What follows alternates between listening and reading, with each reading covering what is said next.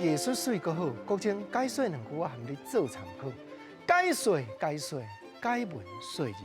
好朋友真侪人讲用台语读汉诗，道具尤其开口特别赞。那这有影，见拜过年夜，大家咧团圆的时阵，国情心内就会想起讲，众人拢咧讲恭喜恭喜。不过有一个人，伊孤单流落天涯，什么人？东条的诗人戴叔伦，伊一首足出名5言的律诗，我招你做伙来探讨一下。见面诗句讲：李管随上文，寒丁独可亲。一年将尽夜，万里未归人。寥落悲渐疏，支离翘初心。秋闌已岁别，明日又逢春。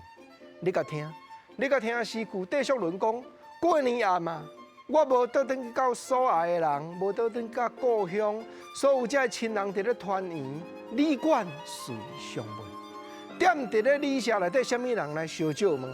讲较白咧，若较无钱的，甚至大番仔经都有啦。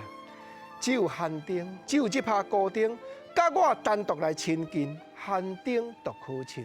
啊，我想起过去，看未来。今仔日是一年将尽夜，长年趟天到今仔日拄啊收煞，明仔载就是新年咯。只有我是万里未归人，我离开故乡遮尼啊远，当然啦，千山万里这款诗句描写了有较含，不过咱嘛知影讲律诗第3句、第4句、第5句、第6句都是爱对比，所以一年对万里。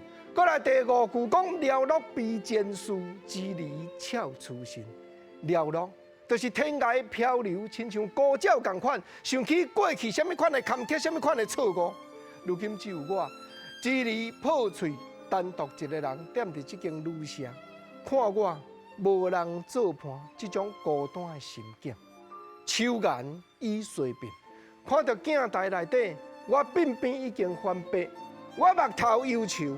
不过我要点到一拍希望的火，我甲去提醒讲，虽然秋闌已岁别，不过明日又逢春。这句是实在话，不过嘛咧表达讲，明仔载春天又搁来了，又搁新的一年，咱就爱搁再创造新的希望。